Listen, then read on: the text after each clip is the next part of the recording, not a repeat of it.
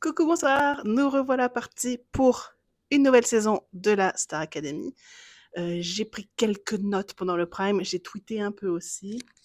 Je vais pas faire très long parce que j'ai envie de discuter un petit peu, de voir ce qui se passe en ligne suite à ce premier Prime. Je dirais que dans l'ensemble, je trouve le niveau assez intéressant. Je pense qu'il y a beaucoup de choses prometteuses qu'on a vues ce soir et évidemment, les nouveaux élèves ont, pour la grande majorité d'entre eux, du chemin à parcourir, des choses à améliorer, des points à travailler. Donc ça va être sympa de suivre tout ça. Pardon. On va y aller presta par presta assez rapidement. Je dirais aussi par rapport au corps professoral que moi je suis très heureuse de retrouver Marlène au rôle d'expression scénique, de prof d'expression scénique, parce que je pense que c'est une personne qui a une bienveillance, qui fait les choses vraiment dans l'objectif de faire briller les élèves, mais qui sait aussi pointer les choses qui vont pas, qu'il faut travailler, mais de manière très constructive. Donc je trouve ça vraiment très cool. Euh, et ben, les nouveaux, on verra ce que ça donne. Hein. Moi, j'ai pas d'a priori, ils ont l'air plutôt bien. A priori, il y aura plus de cours de chant cette année que les 2 saisons précédentes dans l'emploi du temps. C'était nécessaire, donc je suis contente de ça. Après, ce serait pas la première fois si on nous a annoncé des choses qui par la suite vont être changées en cours de route. On va pas faire les choquer. L'autre truc qui m'a quand même marqué pas mal dans ce Prime, c'est que usuellement, il y avait un portrait pour chaque élève, ou en tout cas, ils étaient un petit peu tous logés à la même enseigne de ce point de vue-là. Et c'est un peu ce qui m'a frappé ce soir, parce que ce n'était pas le cas du tout. Il y en a qui ont eu une minute pour se présenter, mais dans une présentation enregistrée. Il y en a qui ont eu les délires avec Nikos, là, le sirtaki. Mais quoi?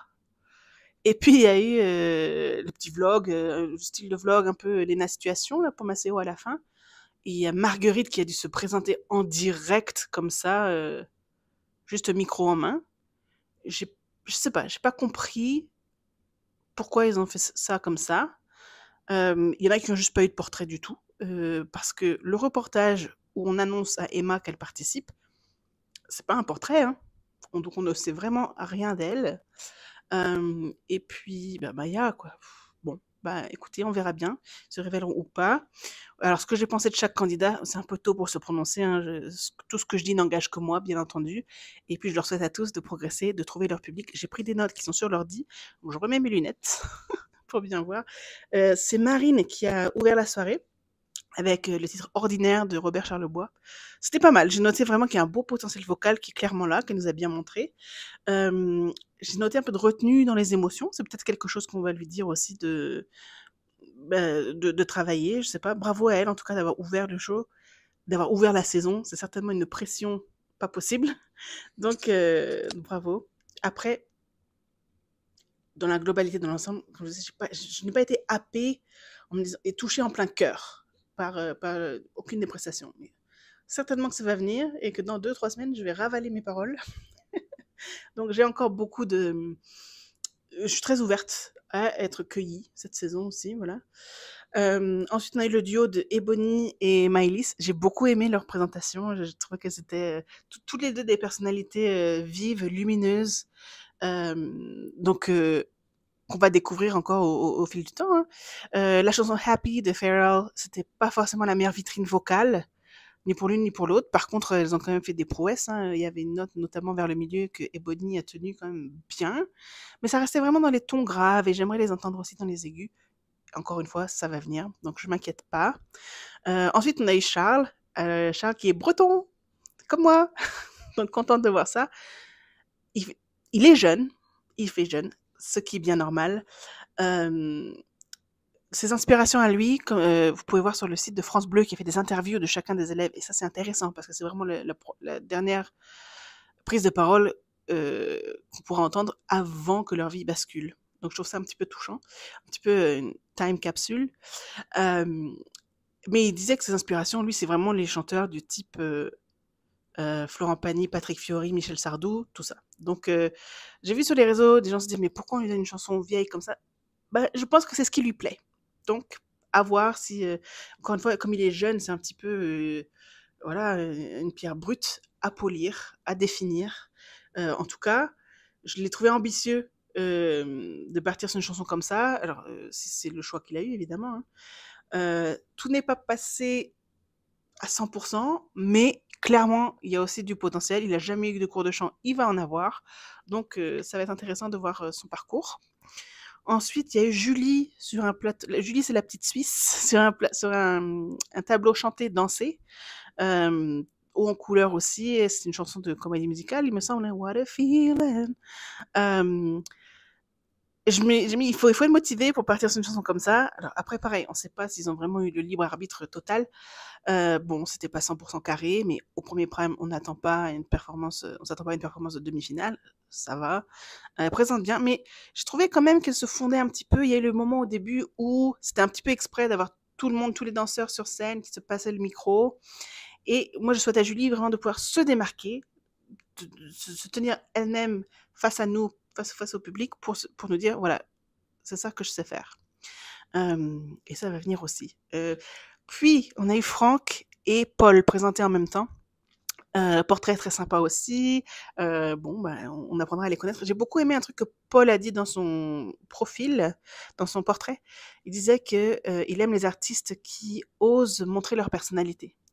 Et à tort ou à raison, pour le meilleur ou pour le pire, j'ai l'impression qu'il fait partie de ces gens-là qui vont oser dire ça j'aime pas, je considère que ça c'est quelque chose que je fais, ça c'est quelque chose que je fais pas, ça c'est une direction dans laquelle je veux poursuivre un truc, ça non.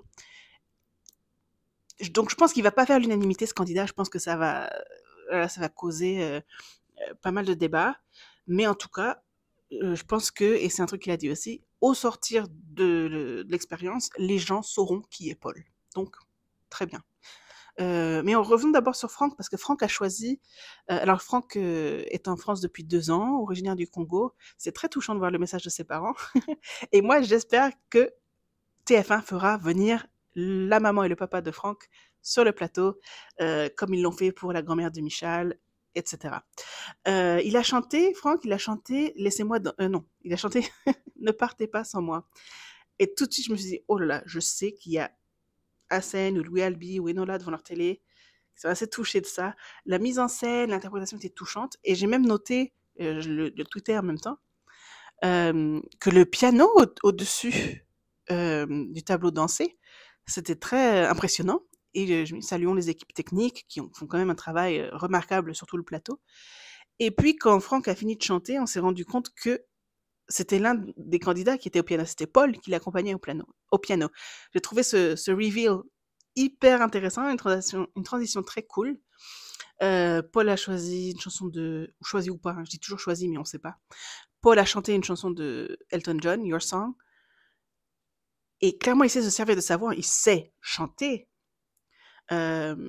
Moi, j'ai la sensation, et c'est à mon oreille, il a pas la chaude dans la bouche, il chante un peu comme ça.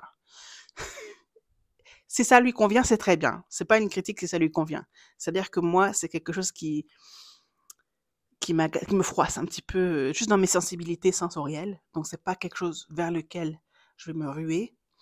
Peut-être qu'il apprendra à se défaire de cette habitude, ou bien, si c'est une habitude qui lui convient, il continuera. Très bien pour lui. En tout cas, bonne chance à eux. Suite à ça, on a eu Emma qui n'a pas eu de portrait, donc on a juste montré son annonce par Pierre Garnier qu'elle allait au château. C'était touchant. Elle est fan de Pierre. Elle a chanté Nous on sait, et paraît-il que c'est une chanson qu'elle a faite elle-même au casting. Donc c'est une chanson qu'elle était heureuse de chanter en tout cas. C'était intéressant de l'entendre dans une voix de femme. Il y avait quand même des erreurs de souffle, où on l'entendait respirer. C'est pas rédhibitoire ces erreurs-là, hein. Si vous allez écouter Pour que tu m'aimes encore, chanté par Pierre sur un prime, vous n'entendrez que ça entre les phrases. Et ça marchait très bien quand même. Donc, Emma, moi j'ai envie de la soutenir un petit peu parce que, ayant été révélée en premier, il y a des critiques totalement infondées qui se sont déversées sur elle, sans raison. Elle a l'air d'être ceci, elle ressemble à ça, mais ça n'a aucun sens. Elle a l'air sympa, elle a l'air motivée, elle a l'air d'avoir du goût. Bon, souhaitons-lui le meilleur. C'était pas nul, c'était bien. Suite à Emma, on a eu Ulysse et Maya, ils n'ont pas été présentés en même temps. Ben non, parce que Ulysse a eu un portrait, tandis que Maya, non. Donc Ulysse a commencé avec la symphonie des éclairs et je me demande s'il y a pas eu des petites erreurs de rythme. Ça se travaille aussi. Je pense que contrairement à d'anciens profs, quand les profs de ciné vont dire: «Ça, on va y travailler», j'estime qu'ils vont le faire, espérons. Voix pas dégueu quoi, il y a du potentiel aussi. C'est quelqu'un qui a fait de la musique depuis enfant, donc voilà, et instrumentiste aussi.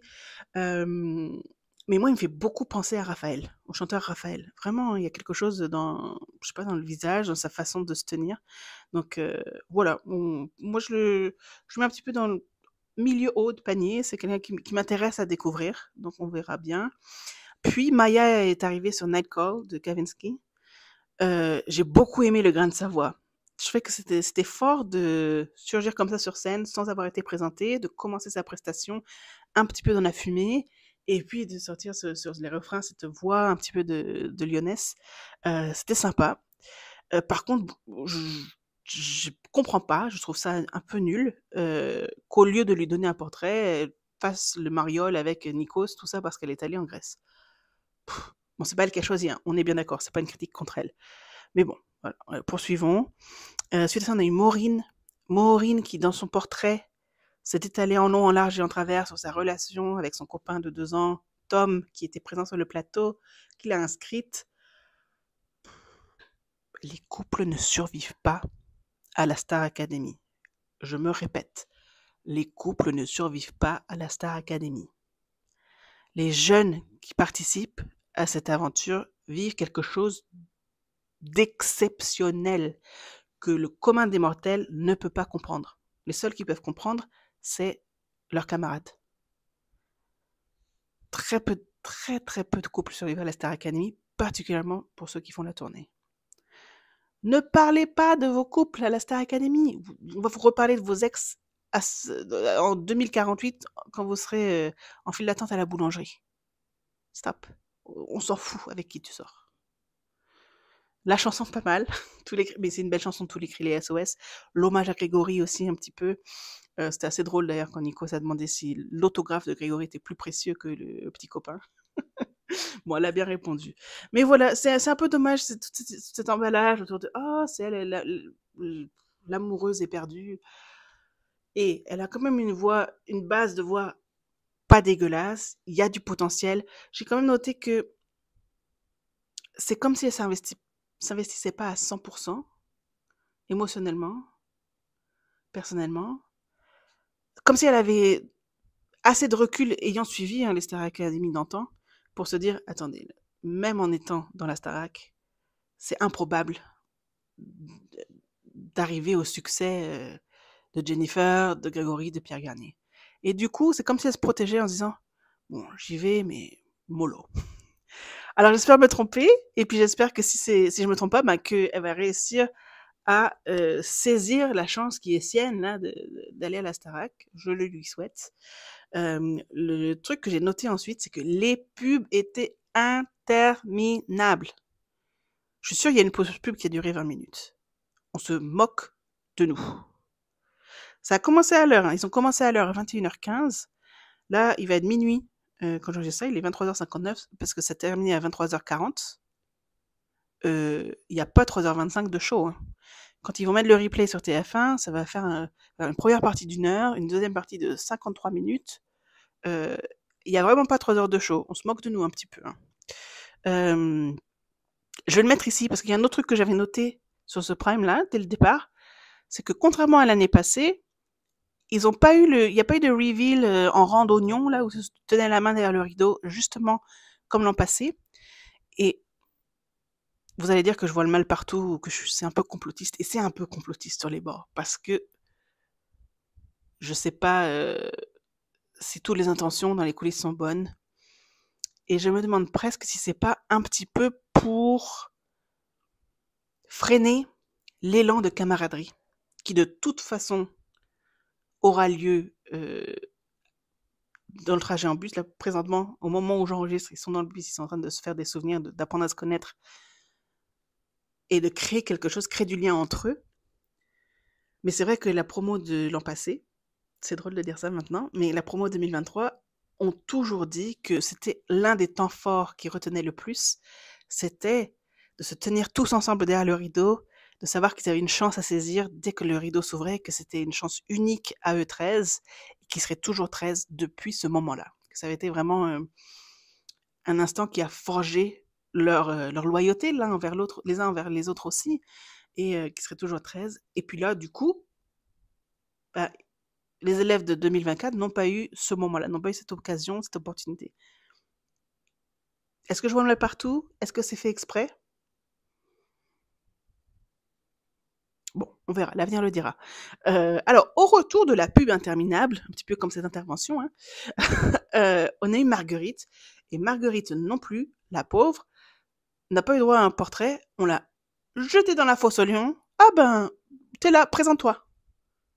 Prends ton micro, présente-toi. Un petit peu comme les demi-finalistes de l'an dernier ont dû a cappella lire un texte sur eux, chanter un début de chanson a cappella. Mais le potentiel de gênance était là.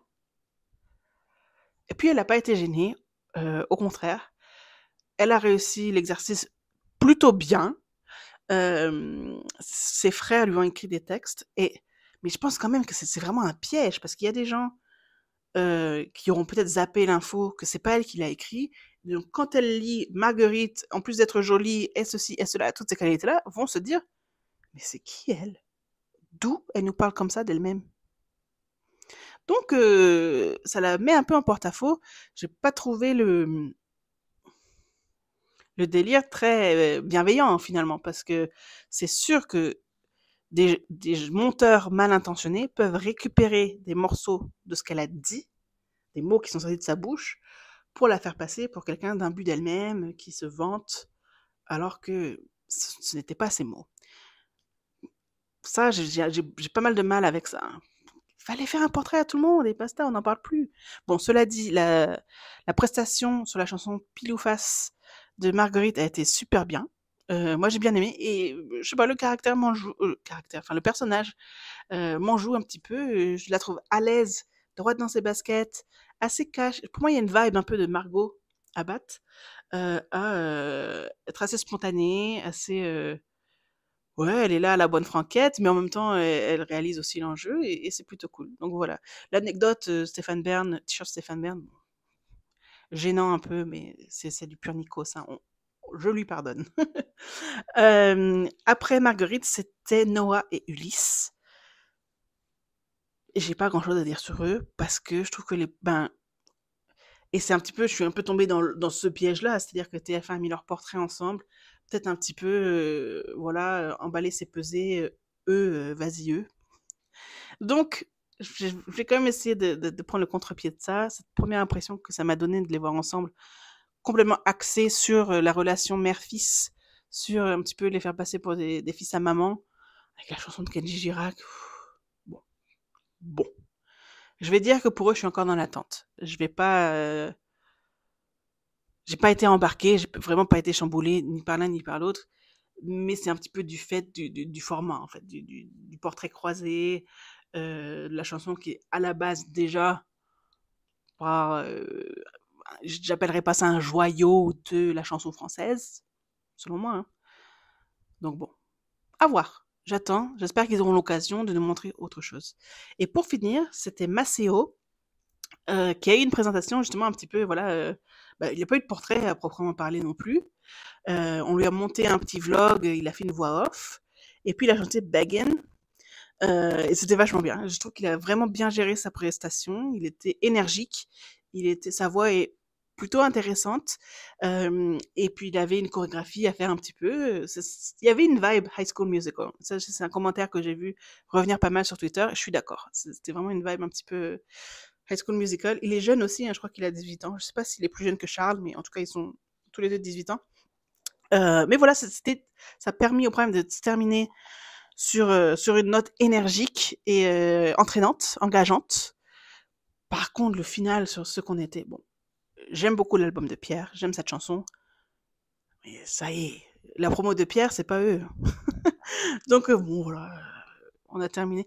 Dans l'ensemble, je trouvais que le problème manquait peut-être un petit peu d'énergie, un petit peu de folie, mais je vous dis, c'est aussi parce que j'ai pas été happée par ni par aucun des candidats pour le moment. Il y en a où je me dis: «Tiens, lui ou elle, je trouve intéressant».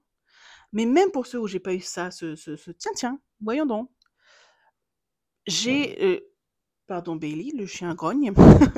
J'ai quand même la curiosité de savoir, voilà, ce qu'ils vont dévoiler d'autres après le débrief, pendant les prises de Tona, pendant les évaluations de mardi. Donc voilà, je suis en tout cas, si je dois donner une note globale au Prime, je dirais, 7,5 sur 10. Je reviens bien évidemment à chaque quotidienne, chaque Prime et puis, je vous refais un débrief la semaine prochaine. Peut-être un débrief, un petite réaction, petit pronostic, sur les évals et les nominations.